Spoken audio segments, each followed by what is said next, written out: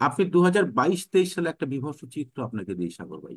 এই কথাটি পূর্বে অনেক মন্ত্রী, দায়িত্বশীল মন্ত্রী বলেছিলেন যে বাংলাদেশ কানাডাকেও ছাড়িয়েছে, সিঙ্গাপুরকে ছাড়িয়েছে, এবং কখনো কখনো আমরা বেহেশতে বসবাস করছি। এই কথাগুলো যদিও স্থূল কথা, তারপরেও এই কথাগুলো বলেছিলেন। তো সুতরাং এই কথাগুলো হয়তো বলা যায়, কিন্তু বাস্তবতার চিত্র কিন্তু টোটালি ভিন্ন। এটি নেহাত সত্য যে আসলে সর্বশেষ বক্তা রিপন সাহেব যে কথাটি বলেছেন, ওই যে বাহির থেকে প্লেয়ার নিয়ে আসা, অর্থাৎ একটা ফুটবল বা ভলিবল অথবা হাডুডু মানে কাবাডি খেলায় যে দলটি দুর্বল থাকে, বাইরে শক্তিশালী কিছু প্লেয়ারকে নিয়ে আসে। এটি আসলে ওনার বক্তব্য নয়, এটি বর্তমান সরকারের যিনি সাধারণ সম্পাদক, ওনার বক্তব্য কিছুদিন আগে উনি উল্লেখ করেছেন যে প্রতিবেশী ভারত যদি এই নির্বাচনে আমাদের পাশে না দাঁড়াতো, তাহলে হয়তো এই নির্বাচনে বড় ধরনের একটা বিপর্যয় হতে পারতো। তো সুতরাং এটি একটি ক্রোনোলজিক্যাল সত্য কথা উনি স্বীকার করেছেন। এই জন্য ওনাকে আমি ব্যক্তিগতভাবে ধন্যবাদ জানাবো। পাশাপাশি এর আগেও বর্তমান সরকারের পূর্ববর্তী যে পররাষ্ট্রমন্ত্রী, তাদের অনেক বক্তব্য এটা বিভিন্ন ভাবে মিডিয়াতে প্রচারিত হয়েছে, সেগুলি রিপিটেশন আমি যেতে চাচ্ছি না। হুম। এখানে যে জিনিসটি সবচেয়ে উল্লেখযোগ্য যেটি উনি বলেছেন, সেটা হচ্ছে দায়টা কার। উনি দায়টা দিয়েছেন বিরোধী দলকে, যে বিরোধী দল যদি নির্বাচনে না আসে, সুতরাং এই দায়টা তাদের দিতে হবে। দেখুন, বাংলাদেশ, এটি সত্য যে পূর্বাপর 1971 সালে মহান মুক্তিযুদ্ধের মধ্য দিয়ে এই দেশটি স্বাধীন হয়েছে, যেখানে অনেক মানুষ নির্বিচারে, অকাতরে, নিঃস্বার্থভাবে এই দেশের জন্য যুদ্ধ করেছেন, জীবন বিলিয়ে দিয়েছেন, অনেক মা বোনের সম্ভ্রম হারিয়েছেন। তো এরকম একটি বাংলাদেশে, এরকম একটি দেশে, যেখানে আসলে আমরা প্রত্যাশা করি যে একটি কাঙ্ক্ষিত মাত্রায় রাষ্ট্র এবং সরকার এবং আপনার রাজনৈতিক দল, রাজনৈতিক কার্যক্রম সেটি পরিচালিত হোক। কিন্তু দুর্ভাগ্যজনক, আপনি দেখবেন যে বর্তমান যে সময়টা অতিবাহিত হচ্ছে, বিগত দিন থেকে বিশেষ করে, এর আগেও যে স্বাধীনতা পরবর্তীতে নির্বাচন নির্বাচন নিয়ে প্রশ্ন ওঠে নাই, বা সেটি নিয়ে রাজনৈতিক বিভিন্ন ধরনের টানাপোড়েন চরণে, বিষয়টা এরকম নয়। কিন্তু এটা হয়েছে, কিন্তু বাস্তবতা হচ্ছে, আপনি দেখবেন যে 1990 সাল বিশেষ করে হোসেন মেহমুদ এরশাদ যখন দীর্ঘ 9 বছর ক্ষমতায় থাকার পর একটি সকল রাজনৈতিক দলের ঐক্যমতের ভিত্তিতে একটি রূপরেখা তৈরি হয়েছিল, যেখানে নির্বাচন হবে একটি তত্ত্বাবধায়ক এবং নিরপেক্ষ সরকারের অধীনে। যেখানে কিন্তু সংবিধানে আসলে এটি সাংবিধানিকভাবে খুব বৈধতা না থাকলেও, তৎকালীন সময়ের যিনি প্রধান বিচারপতি ছিলেন, জাস্টিস শাহাবুদ্দিন আহমেদ, তখন তাকে কিন্তু এই রূপরেখার আলোকেই নির্বাচন পরিচালনা, অর্থাৎ তত্ত্বাবধায়ক সরকার প্রদান করা হয়েছিল। তখন থেকে আমি যদি বলি যে নিরপেক্ষ এবং গ্রহণযোগ্য নির্বাচন দেশে এবং বিদেশে, এটি বিশেষ করে আমি দেশের ভিতরে সবচেয়ে বেশি গুরুত্ব দেবো। কারণ বিদেশিরা আসলে কে কিভাবে নিয়েছে, তাদের স্বার্থ, তাদের ইন্টারেস্ট কে তুলনা করে, আমি সেদিকে না দেখে বাংলাদেশের নাগরিক আসলে ভোট দিতে পেরেছে, এবং সেখানে সুষ্ঠু নিরপেক্ষ নির্বাচন হয়েছে। এবং আপনি দেখবেন যে ঘটনা পরম্পরায় যখন যে দলটি ক্ষমতা আসার দরকার ছিল, জনগণ সেটিকেই প্রত্যাশা করেছে, এবং সেটি কাঙ্ক্ষিত ফলাফল ছিল। কিন্তু দুর্ভাগ্যজনক, আপনি দেখবেন যে 1/11-এর পর বাংলাদেশে যখন 2014 সালে যে নির্বাচন, এবং নির্বাচনের আগে দেখবেন স্থানীয় সরকার নির্বাচনে ক্রমান্বয়ে যখন বিরোধী দলগুলো আহ, বিপুল ভোটে বিজয়ী অর্জন করলো, তখন কিন্তু আপনি দেখবেন যে 2014 সালে একটি নির্বাচন হলো, যে নির্বাচনে 153টি আসন বিনা প্রতিদ্বন্দ্বিতায় পার্লামেন্টে নির্বাচনের সদস্য হিসেবে দিয়েছে। এখান থেকে আপনি ধসটা নামা শুরু হয়েছে।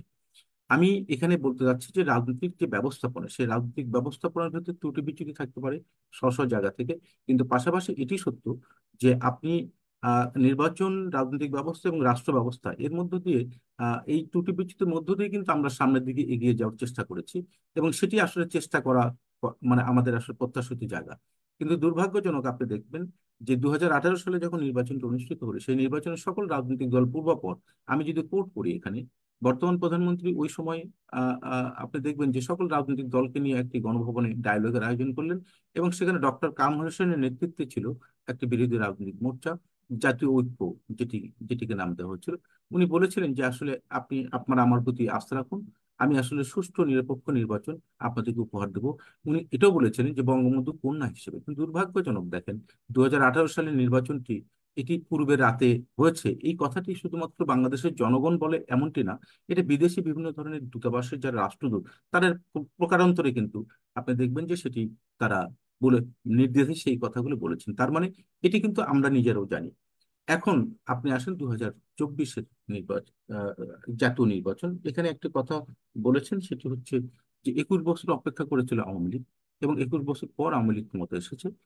সুতরাং তারা অপেক্ষা করেই, অ্যাকচুয়ালি আমি এই কথার সাথে আমি একটু দ্বিমত পোষণ করি। কারণ 21 বছর আসলে বাংলাদেশ আওয়ামী লীগ হয়তো আনুষ্ঠানিকভাবে ক্ষমতার বাইরে ছিল, কিন্তু কোনো না কোনো ভাবে ক্ষমতার এখানে পলিটিক্সের দুইটা শব্দ ব্যবহার করা, একটা ডিফ্যাক্টো এবং ডিজুর।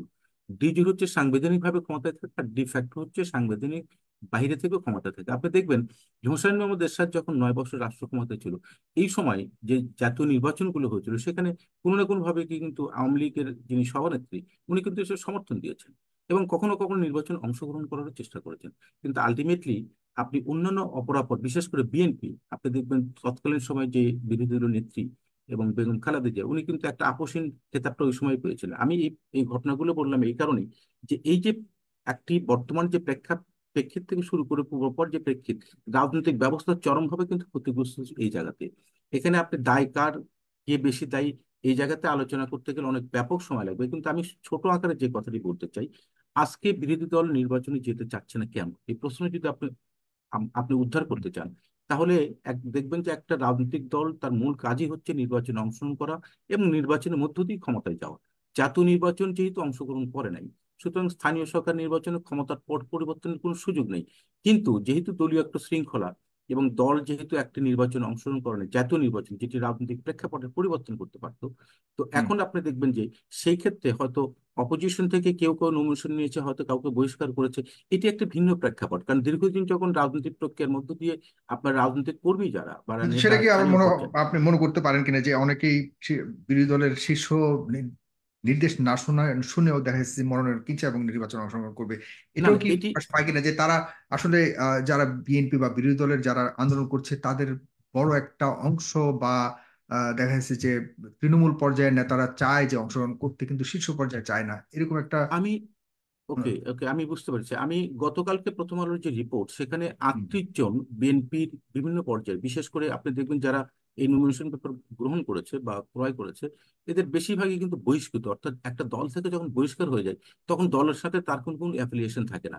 এবং আপনি দেখবেন যে বিএনপি মনা, হয়তো তার আত্মীয়, এটাকে কিন্তু দলের কোনো পদ পদ পদ যদি হোল্ড না করে, তাকে আপনি কখনো দলীয় কাতারে নিয়ে আসতে পারেন না। সুতরাং আমি মনে করি আচ্ছা, যে একটা বড় রাজনৈতিক দলের এই 10 জন, 15 জন বা 18 জন, এটি আসলে কোনো হুম, ম্যাটার করে না। তারপরেও কিন্তু তারা বহিষ্কার করছে, তার মানে এখানে আমি যে জিনিসটি বলতে চাই সেটি হচ্ছে যে এটি শক্তভাবে তারা হ্যান্ডেল করেছে, এটি একটি প্রেক্ষাপট। কিন্তু সরকারি দলের যারা বিভিন্ন ধরনের নির্বাচন অংশগ্রহণ, যেটা পূর্ববর্তী আলোচনা বলেছেন, এটি কিন্তু দুটো প্রেক্ষাপট। একটা হচ্ছে দীর্ঘদিন রাজনৈতিক ক্ষমতায় প্রক্রিয়ার মধ্য দিয়ে তারা স্বতঃস্ফূর্তভাবে অংশগ্রহণ না করা, নির্বাচনে অংশগ্রহণ করার সুযোগ না পাওয়া। আরেকটু হচ্ছে দীর্ঘ 17 বছর ক্ষমতার ভেতরে থেকে, অর্থাৎ আপনি এই ক্ষমতার যে যে বেনিফিশিয়ারি, এটিকে গ্রহণ করা, এবং এখান থেকে কিন্তু দেখবেন যে এক ধরনের প্রতিযোগিতা চলেছে। সুতরাং প্রেক্ষাপটটা কিন্তু অপোজিশন এবং হুম, রুলিং পার্টি দুটো ভিন্ন। এখানে আমি যে জিনিসটি বলতে চাই সাগর ভাই, সেটি হচ্ছে, দেখুন, নির্বাচনে অংশগ্রহণ করা এটা রাজনৈতিক দলের স্বভাবসুলভভাবে এটি রাজনৈতিক দলের কাজ। কিন্তু নির্বাচনে অংশগ্রহণ যখন করছে না, তখন একটা নির্বাচন বাংলাদেশের মতো, বিশেষ করে স্থানীয় সরকার নির্বাচন, এটি কিন্তু একটা উৎসবমুখর পরিবেশে নির্বাচন অনুষ্ঠিত হয়েছে হুম, বিগত দিনে আমরা যদি দেখে থাকি। সুতরাং এটি কার্যকর হোক অকার্যকর সেটা ভিন্ন কথা, কিন্তু নির্বাচন অংশগ্রহণ করছে এবং সবচেয়ে সংখ্যাগরিষ্ঠ পার্সেন্টেজ ভোট কিন্তু কাস্ট হয় এই স্থানীয় সরকার নির্বাচনে। কিন্তু দুর্ভাগ্যজনকভাবে আপনি আপনি বর্তমান সময়ে দেখবেন যে নিজেদের ভিতরেই কিন্তু প্রতিযোগিতা চলছে। অর্থাৎ জাতীয় হুম, নির্বাচনের ধারাবাহিকতায় এটি একটি কৌশল, যেটা পূর্ববর্তী বক্তা বলেছেন।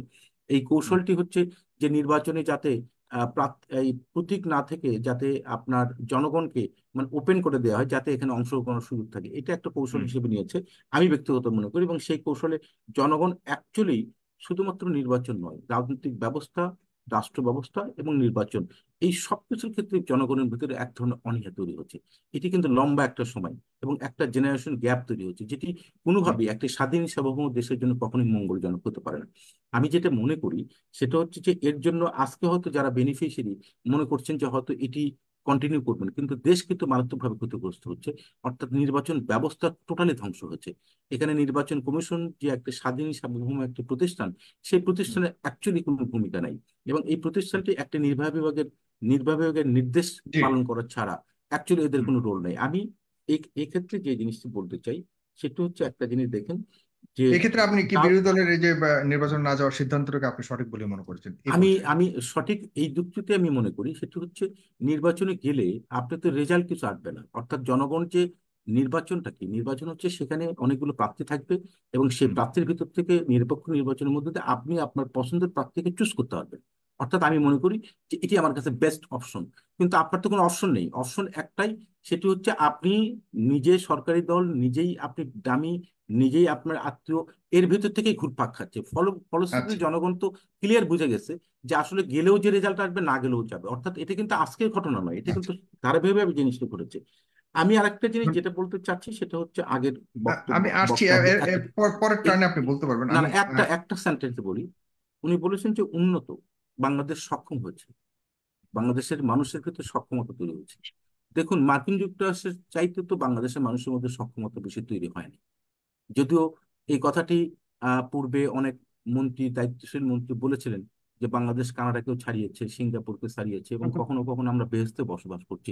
এই কথাগুলো যদিও স্থূল কথা, তারপরেও এই কথাগুলো বলেছিলেন। তো সুতরাং এই কথাগুলো হয়তো বলা যায়, কিন্তু বাস্তবতার চিত্র কিন্তু টোটালি ভিন্ন। তা আমি যেটা মনে করি সেটা হচ্ছে উন্নত একটা জাতি গঠন করার ক্ষেত্রে আপনি আমার সক্ষমতা যতই তৈরি হোক না কেন, আমি কিন্তু একটা রাজনৈতিক রাষ্ট্র ব্যবস্থার মধ্যে থেকেই এটা করতে চাই। অর্থাৎ রাষ্ট্র এবং সরকার দুটো কিন্তু এক জিনিস নয়।